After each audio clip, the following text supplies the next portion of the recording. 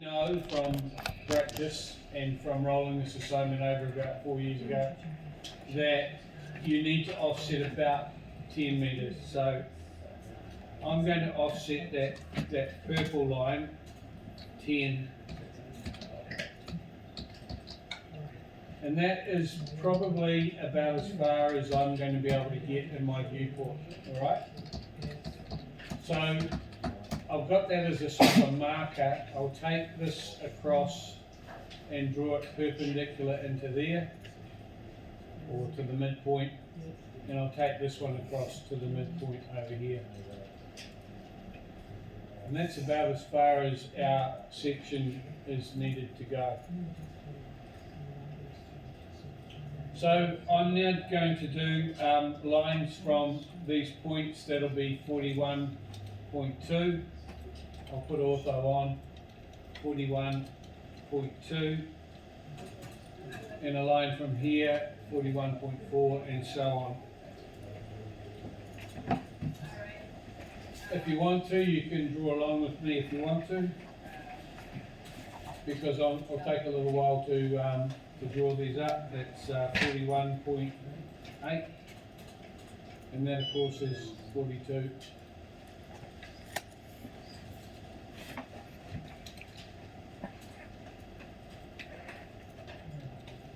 42.2, 42.4. It helps that I've already pre-written these numbers down here.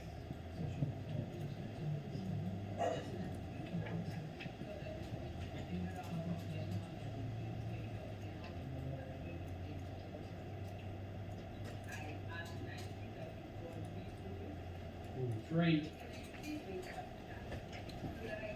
3.2,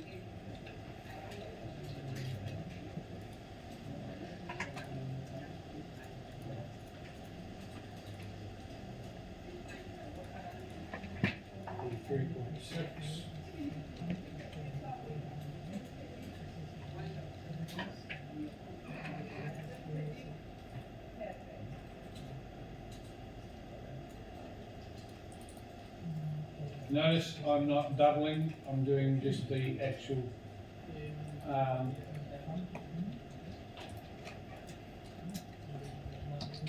yeah, that was 43.8. Now we're going to do 44, 44.2,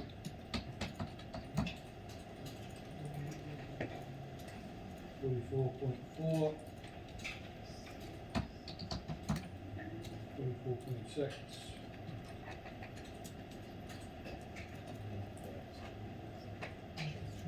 44.8,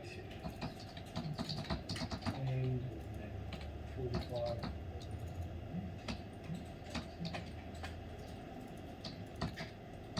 45.2.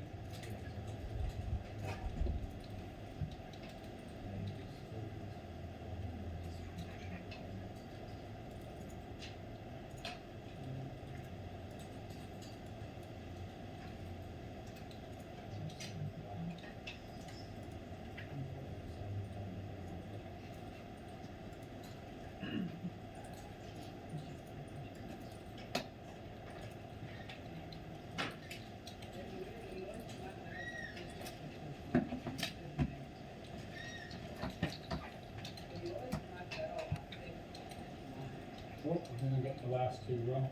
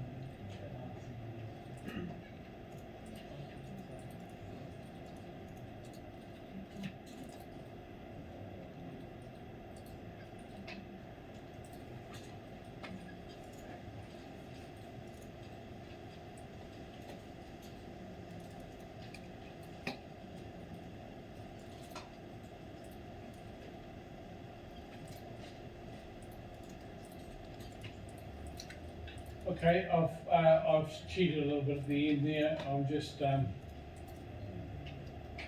doing the lines coming up from. I've missed a few out there. This one here is going to be 47.4. You can see it's getting steeper as we go up the hill. Now I'm going to join these together. But we've got a wee bit of an issue in that we don't really want much of that, of the contours in behind. Last time we were way up away from everything. This time we're going to have to delete them.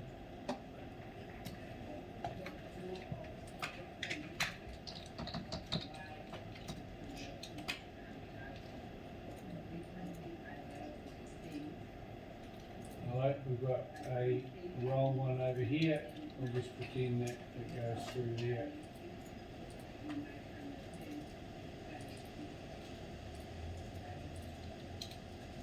Okay, well that gives us a bit of a ground line to go by. So the next thing I'm going to do is I'll set to another colour and we'll do the platform. So with the platform we have to do a line where the platform crosses, come back down to here and then go up whatever the platform actually was. Can anyone? 44.4, yes. So I've gone up there, I'm going to go along and I'll bring the other side up to match it. So a line from here up. And if on my one, I haven't got a lot of cut. There it is there.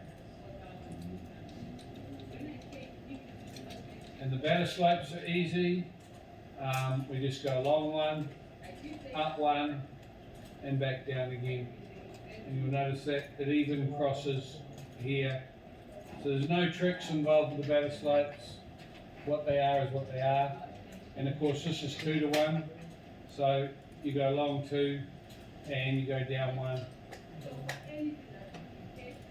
And you extend that line until it hits the ground line.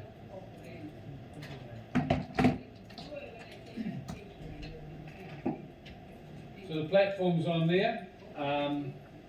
So the next step is going to be the tree. And we're going to do the tree in green so that you can tell that it's the tree. Now the tree centre is here. We're going to have to go down to the strike line. And the estimate for the tree is between 41 and 41.2.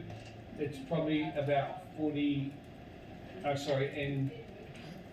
be 41.18. So we'll go up 41.18.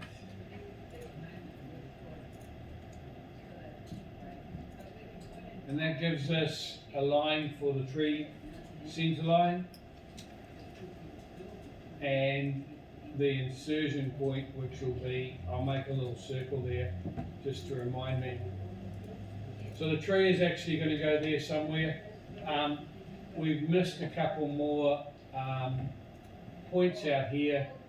I'm just going to put a line down here just to extend the ground line a little bit more. We may not get it in the viewport, but at least we've tried.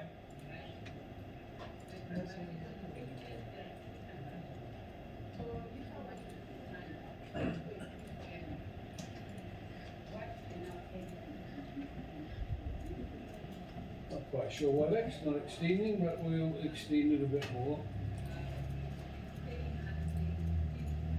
Now extend it more. Yeah. Okay, so our tree is going to be a little bit interesting putting that on. So we need to draw up the tree that we drew last week for the long section. Now, by memory, that tree was the same width as this. So let's take a line up the top there. Now, you already have your tree for your long section on here from last week. And it should have been drawn a little bit like an ice cream. If I offset this 12, that's 2 times 6. Your tree's going to look something like, hopefully you haven't done a root tree and you've done a normal one. So the way I did it was, I did a line from the midpoint here up, and another line just to the side. Sorry, I just copied that line to the side.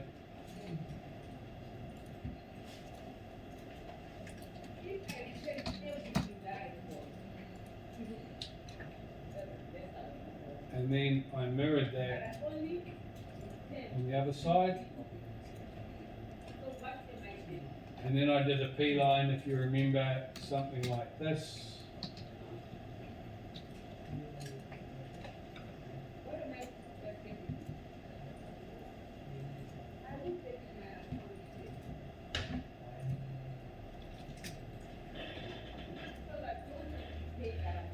And then I nearly lost my job because I insinuated that this here could actually be something else.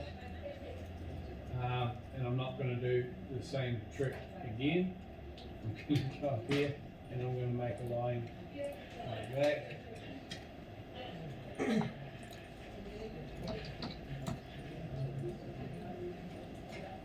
Okay, so that's the tree we grew last week. We drew, not grew.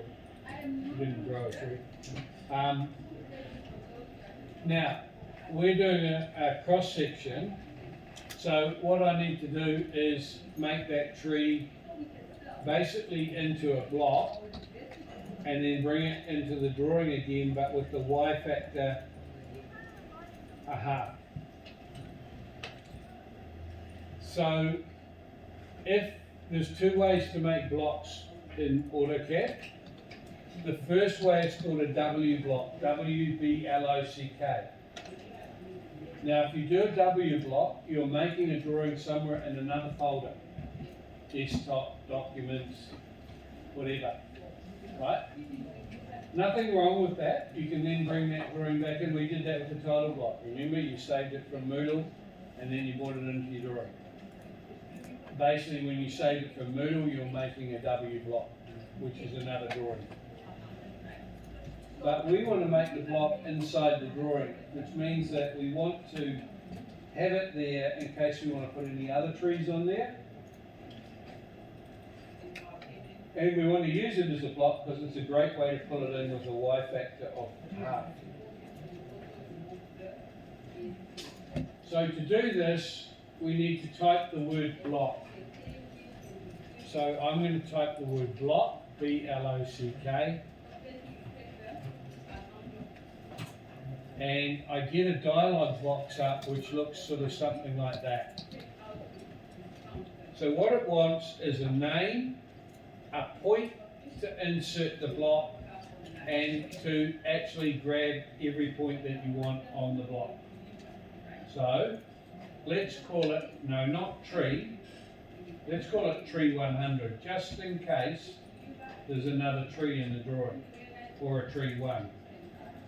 100 should be enough to get away from it. So let's type tree 100. Okay. Now the cool thing about this is if you've borrowed the drawing from someone else who did the assignment 5 years ago, there will be a tree 100 in there because they would have actually done a tree 100. And when you bring your tree 100 in, it'll be completely different. So thanks to that person that lent you the file, you'll end up inserting the wrong tree. Good ploy on my behalf. But if you're clever, and because I've just told you, you'd call it tree 99. And you'd get away from that. But I know none of you will have that file from 5 years ago, so let's go tree 100. let's pick a point to insert it. So I'm going to click this button here. See this blue button, this button here? I'm clicking that button. I'm going to click that point right there for the insertion point. And I'm going to select the objects, which will be that one, all of that, that, and that. Now when I go enter, it gives me a little picture up here of the tree. And we're ready to go, so I just go OK. Now, a bit like my wedding night, nothing happened. No, that's not true. We've actually made a block in the drawing, okay? Anyone who laughed then, that's half a mark off for your assignment. And I'm not even going to elaborate on that. I'm going to now go to, I know, the block palette.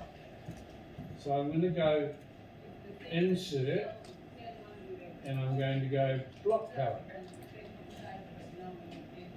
And I'm going to bring it over because it's gone onto the wrong screen. So let's bring it over so everybody can see it. Won't be a minute. Here it is. So when you go insert block palette, remember when we went to insert the title block, we got the same one? So the title block will actually be in there if you put the title block in your drawing. What else is in there? Well, if we go to library, no, we go to recent, no, we go to current drawing. There we are. I knew I could get there eventually. Current drawing. Look at that. Somebody's left a tree in here which you could have used in your drawing. Look how cool that tree is. I'll bring it in. Oh, isn't that beautiful? You could have actually used that and I wouldn't have mattered. Anyway, you didn't realise that was in your drawing, did you? But let's have a look at what we're interested in today, which is this tree 100. Now, I'm about to bring it in, so I highlight it. But when I come down here, there's an X, a Y, and a Z. My friend that was having trouble with Z's this morning, please don't put a number in there. All right, yeah. Don't put a Z value in there, or your tree will go way up in the air. Go to the Y and go 0.5. Okay? And now go up the top and bring it in. And there we are.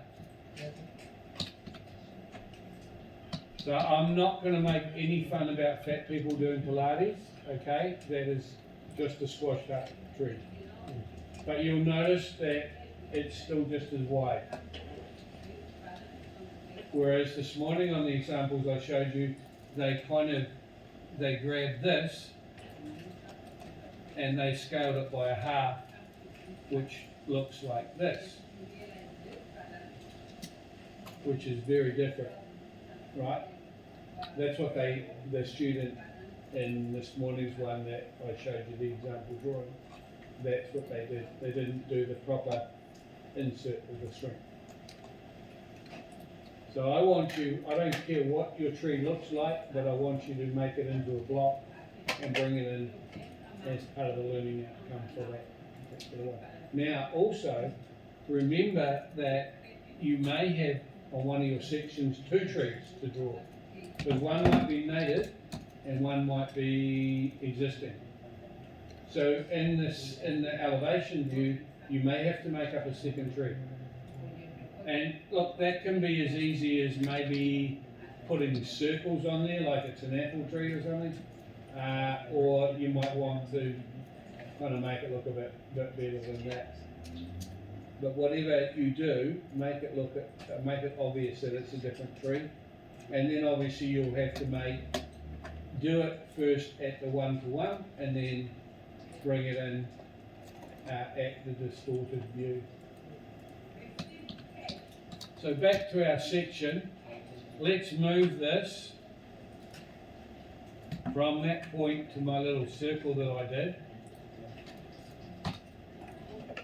And there it is there. So for half a mark, can anyone see an issue?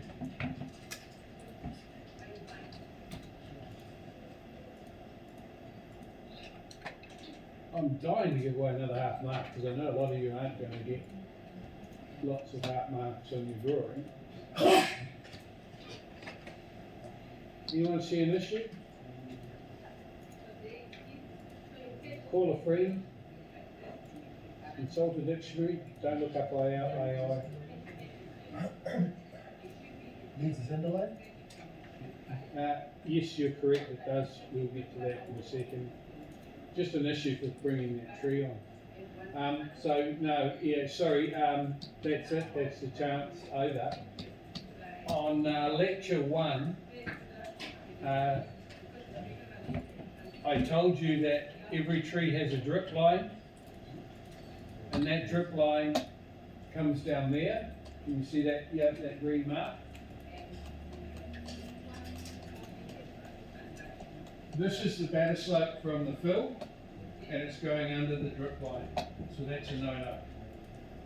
But you can see that for a very small wall, I think it measures about 500 or 600, that's all you're going to need to stop it at this stage. That's your prediction.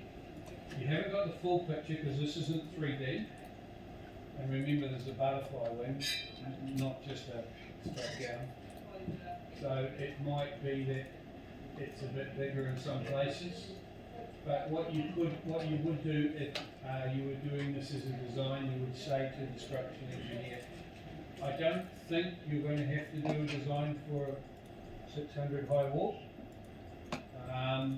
but can you look at this please, and if not, we'll just call it up as a block wall, just an ordinary 600 high block wall. Normally, if a brickie's doing a block wall, they'll put one, every now and then they'll put a row of reinforcing in there. But if it goes, the rule of thumb is over a metre, and a structural engineer needs to design it. I guess it could fall on a small child, or something like that, or dwarf, whatever, and crush them. So that's your first clue. That's the drawing that you probably start to need that extra note about that. Now, of course, if you look up council files and you're allowed to chop down the 6 metre tree, that's cool. That takes care of, that's a much cheaper way of doing it. Chop the tree down and take it away. You don't need the retaining wall. In plan view, once you've done your butterfly wings, you'll have an idea of where the wall goes, because you have the round tree and you have the butterfly wing coming underneath it. So it may only be a small wall, maybe that is a cheaper way around it, because you have to apply for building consent, what's it called, a consent application to chop the tree down, and that costs money and time and blah blah blah. It might be just as easy just to do a small retaining wall.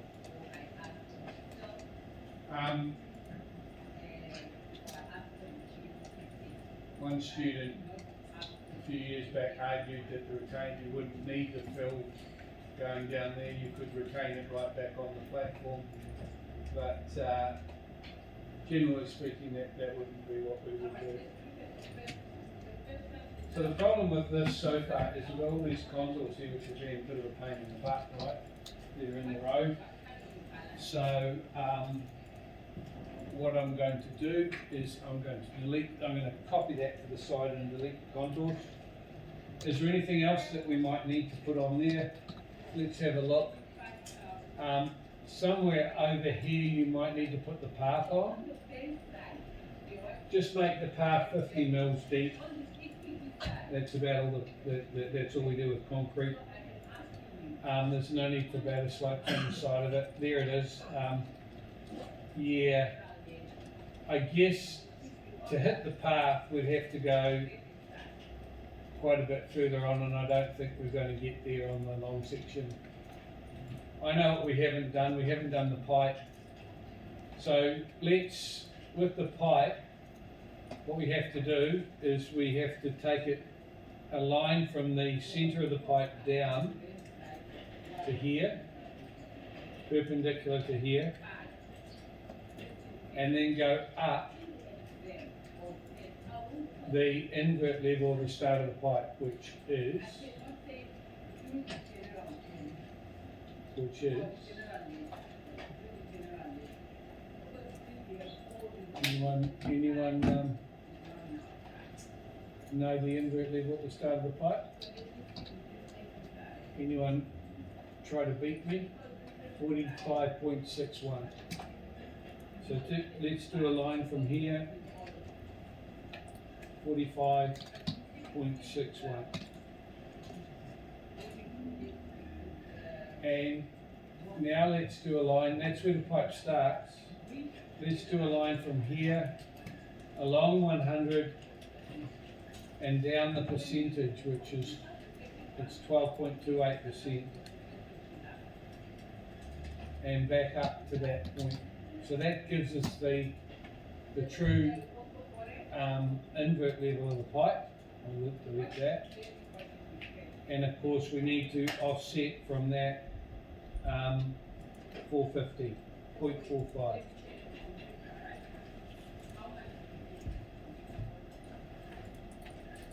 So there's our pipe.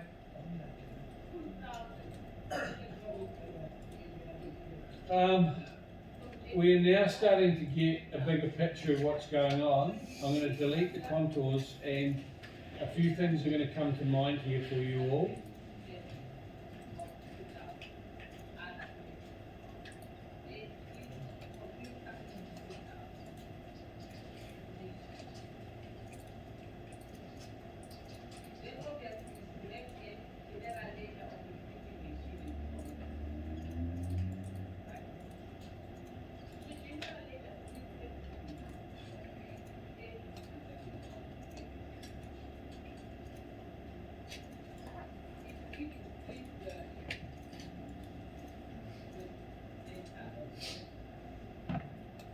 Okay, I don't think there's anything else that I need to put on there.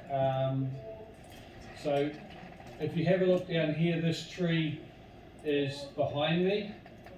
Although there's a little tiny bit here, so we could actually do another tree with just a very thin tree. So we could do another thin tree from here up. It's a bit tricky to draw because you're not going to have, it's not going to start from the ground line. It's just going to be a little bit higher. So if you want your golden mark, you're going to have to redraw that tree as a thin tree up the top here. So to give you an idea, it's going to look a little bit odd. It'll only be sort of something like this, just that part, okay? And it won't be the same looking tree as the one you got. So that's a bit of a challenge for you. I'm going to copy this over to the side. And I'll tell you another tip on drawing the cross section.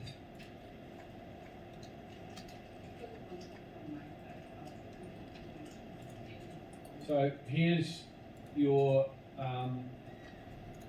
line HAD of 0. I'm going to offset that by 35. No, not twice 35, but 35.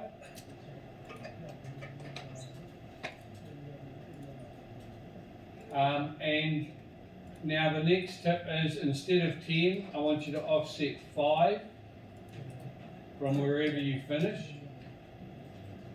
And I want you to offset 1 going down the page. Think about it, it's a cross section and everything is a different scale. Your text type will be a lot smaller. Now I'm going to trim that.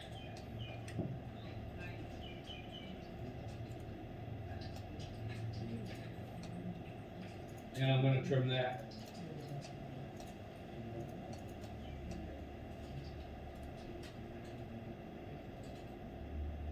Lastly, I'll put it in a viewport. So I'll just put this, I'll print this to A1.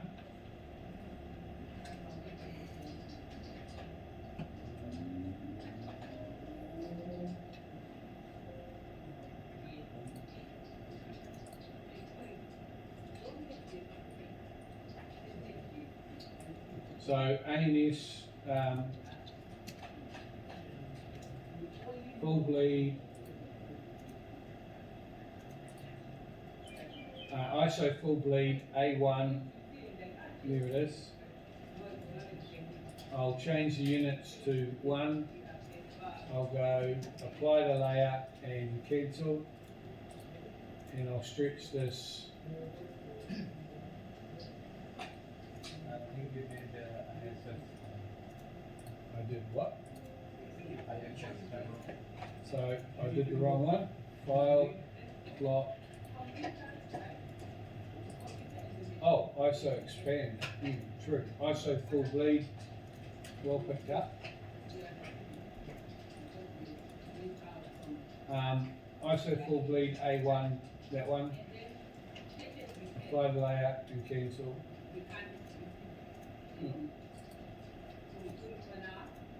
Oh, we're just about there. It just gave me a wee bit more room. Now, somebody was asking me about the title block. Apparently it doesn't quite stretch the full way across, so it's more like that. It doesn't matter. I'm only showing you what fits in the viewport.